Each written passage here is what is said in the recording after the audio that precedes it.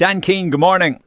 Good morning, Neil. How are you? I'm good. Here we are in the middle of Eating Disorder Week, and we've been talking over the past couple of days about issues involving anorexia, bulimia, binge eating, over and under eating. And everything in your life seemed to have been going just fine, thank you very much, until you came out of your teens and hit 20, am I right? Thereabouts? You are. What happened? Yeah, you are. You're right. You're right in saying that. Like, I grew up very happy, great friends, great family, and everything was normal. Your normal teenage years. And then I suppose that what happened with me was, and which we're in the middle of at the moment as well, as Lent. And, you normally give up chocolate or sweets for Lent. And this year I decided, I was about 19 or 20. I think it was 19 I was. And I decided I'd give up sweets for Lent, the usual. Yeah. And as Lent progressed, then I added more and more stuff that I would decide to give up. And then again, I would give up more and more. And then it led, at the start, it was basically around healthy eating. I was trying to focus on foods that were good for me. And then it got to a point then where I was limiting them even. Okay, so you went through and gave up all the bad foods, ran out of bad foods, and started to curtail the good foods, is it? Yeah, exactly. Well, what I considered bad at the time anyway, like they may not necessarily be bad foods, but I considered them bad at the time. And then, because I gave up so many of them, I was running out of options, I suppose. And then I just started limiting my consumption of the healthy foods. Would you have been regarded overweight at the time when you started on this journey? I mean, were you seeing a big change in body image that you liked, was it? Yeah, a lot of it. I would have been, like, I was probably a stone overweight, nothing major, nothing drastic. It mightn't have even been that noticeable once I was wearing clothing and that. But once I started noticing small changes within my body and stuff, and I genuinely liked the control I had and the power and the achievement of it, that it completely spiraled out of control. And it became a fixation then.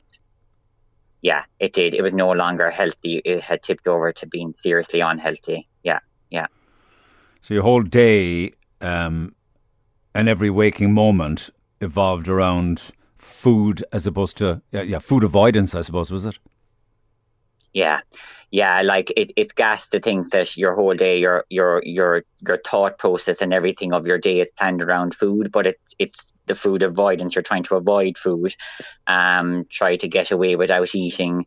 You become a really, really good liar. Who were you lying to besides yourself? Your friends, your family. Like, I was in college at the time, so it was a bit easier for me to avoid food. Like, I would be up and gone before my parents would be up, so it was easy to say that I had breakfast ever before I left. And I would even plant like a bowl and a spoon in the sink to make it look like I had eaten. And then you're off to college and you can tell your friends whatever you want, that you had other things on, or you were meeting someone else for lunch, or you had work to do. So that was an easy one to get away with as well.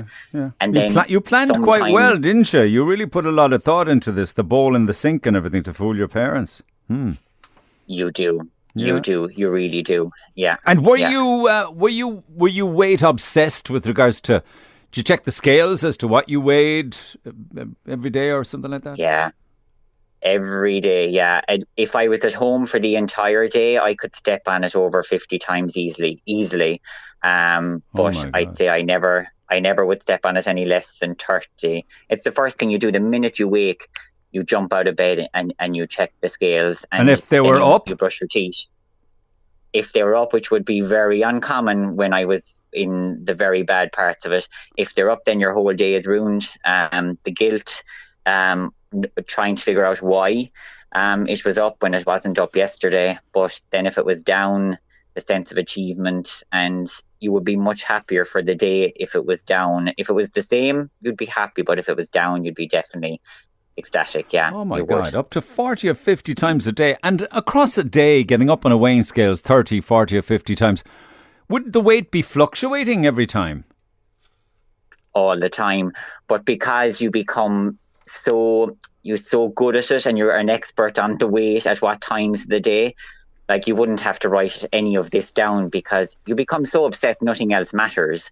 So like you'd know what weight you were this time yesterday. So if it was the same, then you know you're going on around, you're going well. Like So yeah, you're doing good. across a typical day, suffering with anorexia nervosa, you'd have skipped breakfast. There's a lunch to be eaten. There's a dinner to be eaten. What did you eat, and how did you lie to people when you weren't eating?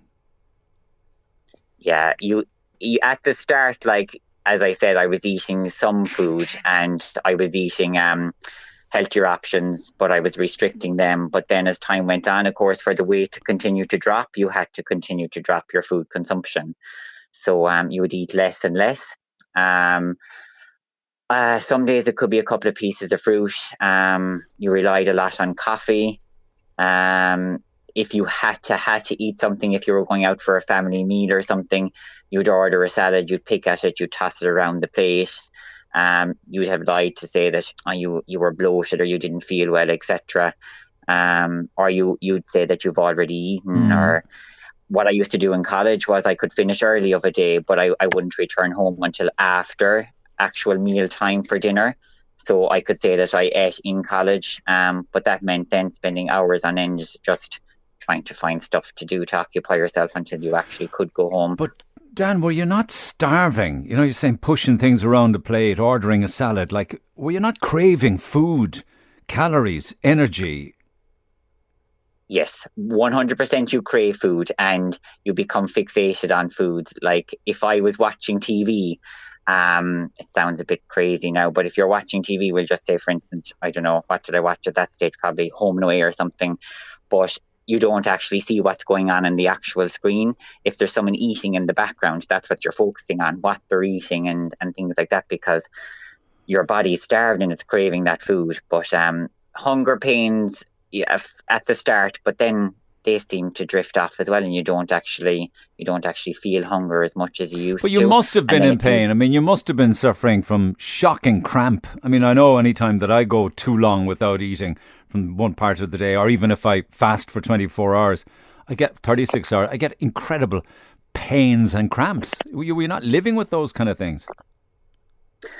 again, probably at the start, more so, but your body adapts. It's amazing what your body can adapt to. Okay. And no, like the odd time energy, of course, like walking a flight of stairs now, I'd be completely out of breath. And the thoughts of even walking a flight of stairs. But then again, you're trying to find ways of increasing your exercise anyway to burn a few calories. So you'll park further away from where you're traveling to. Like you park in the farthest car parking space. You'll always take stairs. Like one of the biggest factors of being anorexic is because your body fat is so low, you become extremely cold. But then, like I heard along the grapevine, some point in time that the colder you are, your body burns more calories trying to heat itself up. So then sometimes you'd wear less clothing so you're cold, that would burn more calories.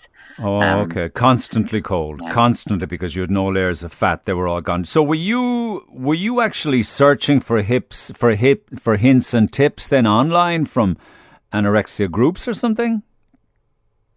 I never actually joined a group or anything like that, but you would look up certain things that may help you to, I suppose, well, may help you in relation to losing more body weight, or different tricks and methods of hiding stuff or getting away with things. And were But these yeah, the I would have. people the people in places you were searching?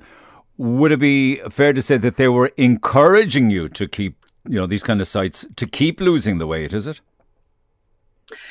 I never got into them that much, to be honest with you, Neil. Like I would just Google ways of Okay. perhaps like just type in like anorexia and then methods of losing weight and things, and they would pop up different things. All But I right. never got into a group conversation or anything. Okay. So you Um, so you I had lost you lost a lot of weight rapidly. Did anybody notice? Oh yeah, yeah. People would have noticed far more than what I thought they would have. And I did. Yeah, I lost quite a lot of weight quite quickly. Initially, though, the first stages of the weight loss, like people used to comment how well I looked in that. And then after that, like the comments stopped completely, obviously, because it went from a stage where you look fit and healthy to you look very frail, gaunt, exhausted. But yeah, my family and friends would have mentioned it early on, and then it would either, with my friends, it would be avoidance because I wouldn't start an argument with them. But my family, then it would nearly always end in an argument. So then they were afraid, I suppose, to rock the boat in case like I'd use that as an excuse to eat even less or anything like that. Because But they would have never known. you couldn't see at the time the heartache and the emotional turmoil they were going through because of you. No, I was completely lost in my own world. Like I was a professional Irish dancer. I would have competed nationally and internationally, gave all that up. Everything in my life suffered because of this, because this was my number one priority. Like I'd miss family functions. I'd miss loads of things with my friends, just so I could focus solely on this. And a lot of those functions and things when you go out with your friends, even if it's just, if they say we'll meet up for a walk or something, it would be in our local town or village, and they would want to get something to eat, whether it be a treat or whether it be food, and you just try to avoid at all possible all those events. Was there a stage where you were literally surviving just on water and coffee? I know I'm probably being overly inquisitive, but I'm curious to know what you were eating. Yeah, before I actually went and got treatment, it would have been mainly just coffee. I wouldn't even drink that much water because the more water you drink, the scales would be up, even though like we all know that water weight is just water weight within the body. Like it doesn't actually impact, we'll say, fat on your body or anything. But just because all mine was based on scales and the numbers, I wouldn't like to consume too much fluids either, because it would have an impact on it. And because I was that ill, I had a lot of fluid retention if I did drink fluid, so that would cause havoc on the scale reading as well. You must have been tormented, plagued. Yeah. I can't say it was easy. Definitely not.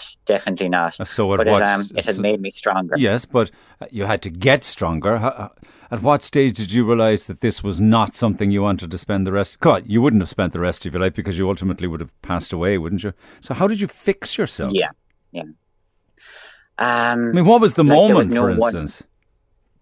Yeah, and I often did get asked that a lot in treatment and that, and like, I didn't just wake up one morning and decide this is it. Like the same as I didn't wake up one morning and decide that I was going to be anorexic, because I don't think any person with an eating disorder decides that they want an eating disorder. It happens naturally.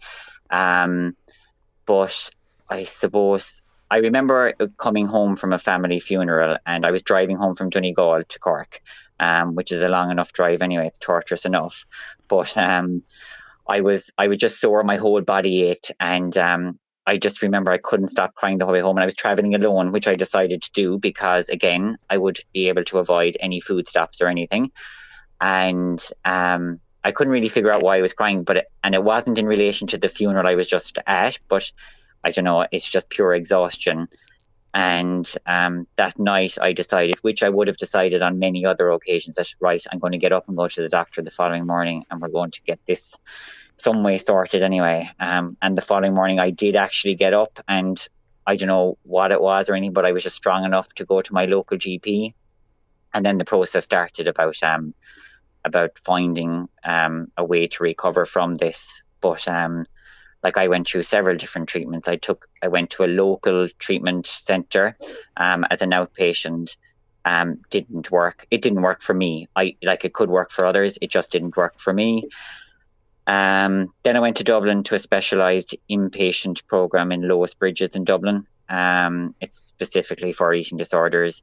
Again, I was there for the best part of a year and a half. I was an inpatient for, I think it was nearly 8 months. And then I was an outpatient for however long after that. Again, it didn't work for me. In what way don't they work? Are they unable to encourage you to eat?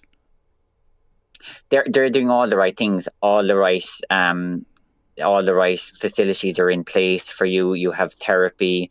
You have counselling, you have all the different types of therapy. You're watched while you're eating. Your meals are prepared for you. They're calorie specific to your weight. Their nutritional value. You're taught all about it.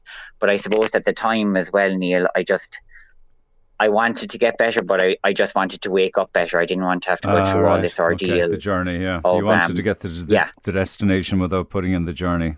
Did you look at yourself? Yeah. Were there any photographs at your thinnest that you could look at and say, oh my God, That is not me, is it? Or maybe you didn't see the photograph. It was almost like a dysmorphic photograph, is it? It was like, now I look back on the photos and it's very hard for me to look at because I cringe at what I see.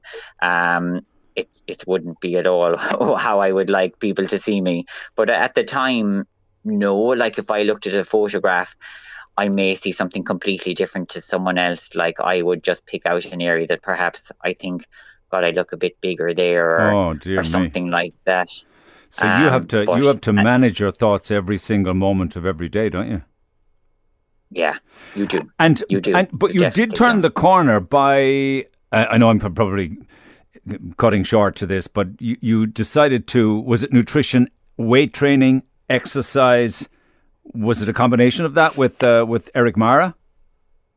Yeah, it was. Like I started with a local gym and I worked with a lady there for a good few months, and it was great, absolutely unbelievable. And that was the very first step about actually how it helped me to recover. And then that was only solely based on exercise. Yeah, because you couldn't pick up And a weight, you'd break your bones, wouldn't you? oh no, I remember the first day I going and my family thinking it was crazy anyway that I was starting off this exercise program because I was still quite frail and extremely underweight, and they thought that this would have a negative impact. And then I just got a taste for it. And then I decided that I wanted to get more involved within it and learn more. So I just did a bit of research and I found Eric based out there he lives in Ballincollig, but his gym is out there near CIT actually. Mm. And he focused more on exercise and the nutritional element of it, which was something very important to me. Where did you So get the I must courage have, where did you get the courage and the strength to eat nutritional food for the first time? um, God, that's a tough question. I genuinely, I don't know. I suppose you just become so tired of being unhappy, living this life. Well, you're existing. You're not really living a life at all, to be honest with Mm. you. You're just going around doing your daily thing. Like I was finished college at this stage. I wasn't working. I was at home most of the time. And that with any eating disorder is tough. But when you have an eating disorder to battle with as well, it makes it 10 times harder. But yeah, I genuinely don't know. I took it little by little. Like I suppose I would have taken, okay, I'll start concentrating on my breakfast first, Mm. and then we'll get something in place there. And then it could have taken me 4 or 5 months to move on to a lunch And how, or to increase. very, very slow process. And how did you react then when you saw your body changing and your body and your physique filling out again? It was probably 50-50. Sometimes I'd be delighted and thrilled with myself, and I would have much more confidence and much more energy, and I would try to focus on the positives. But then, like, I could wake another morning and feel like, obviously, you haven't gained weight overnight, but I would feel the complete opposite, and I would feel very extremely overweight again, very unhappy, and then that would impact my mood for the day. Yeah. But you really try to focus on the positives and to put that aside and factor in, like, this isn't actually what's happening. You're telling yourself that this is happening, but And where are you this is now? what And how are you? Where are you now with regards to your recovery? If there's a start and an end point at all, maybe there never is. Maybe you're always in recovery. You know, are you halfway there? 3/4? Nearly there? Arrived? I would imagine about 3/4, to be honest with you. I don't know, and I still don't know whether, like, someday that you can say that I'm fully recovered. I guess I've learned a lot of ways to learn with it, but what I suppose I've managed to do, which a lot don't, and a lot have yet to do, is control my eating disorder rather than it controlling me.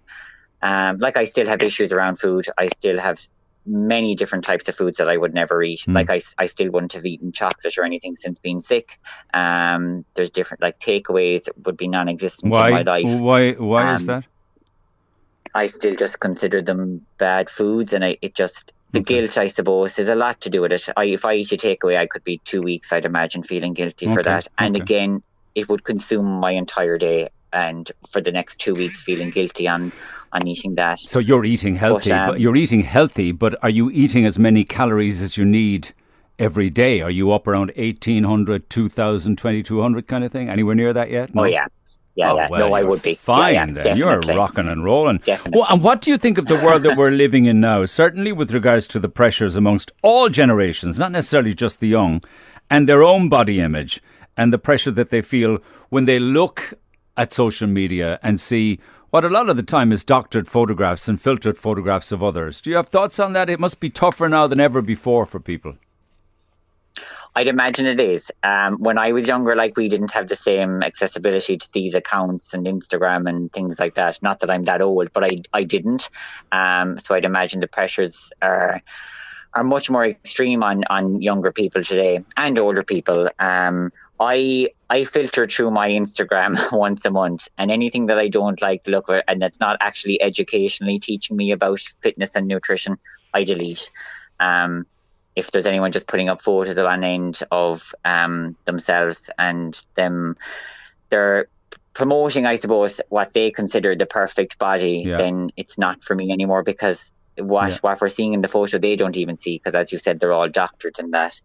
But it must be very hard, but I just avoid it now, to be honest with you. I've learned just safe. Not to fall into it. Yeah. That's what you have to do. Yeah. And it must be great for your parents and your friends as well to see the old Dan back. Oh yeah, for sure. I actually, one of my friends always reminds me of that, and she refers to it just as you just said, the old Dan is back. It's good to see. But yeah, like I have never been happier in life, and I literally just living my best life now. I can't complain. As I said, I still have obstacles to overcome and that, but I'm a million miles away from where I was, and I could never see myself going back to that. Good because man. As I said, you're only existing, you're not really living. Like, good man. Listen, I don't mean this to sound like a cliche, but if there was somebody listening who, your story may ring a bell that they're actually going through now, is there any point giving them advice because they possibly are in denial? To whom should the advice be? Should it be to the sufferer? Maybe it's parents who are listening to this and are just beside themselves with worry. What words of advice do you have? There's a lot of different angles to take on that, and again, I get asked that question a lot, but like, my road is completely different than everyone else's. Like, in relation to, there's loads of different organisations that you can reach out to. Like, there's Bodywise, there's Lois Bridges, your local GP. I know there's Shandon Turvey Clinic in Cork. They all offer counselling. They say that it's better if you catch it earlier on. So if you're a parent and you think at all that there's something wrong, then intervene then. Don't leave it until it's a known fact that there's something wrong.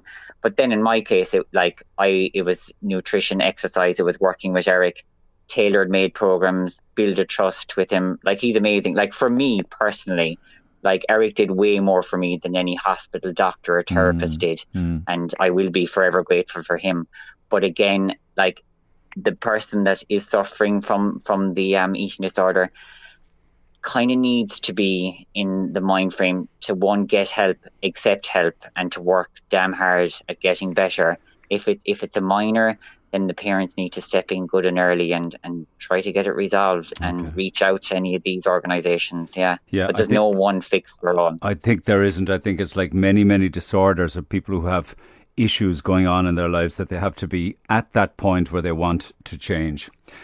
Dan the Man Keane, good to talk to you. Thanks so much for taking the call. It's a pleasure. Not at all, Neil. You mind yourself. Take it easy. Take it easy, Dan. Bye-bye.